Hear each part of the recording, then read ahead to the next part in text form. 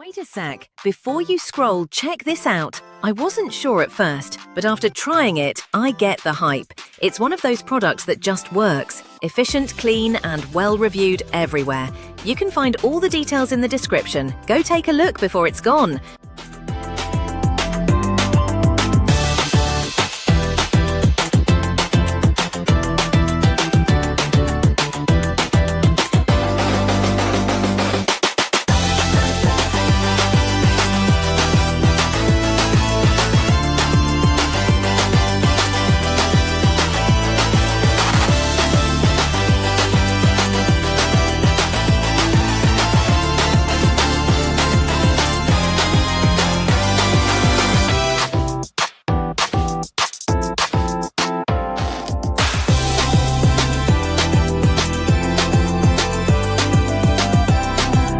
Wait a sec. Before you scroll, check this out. I wasn't sure at first, but after trying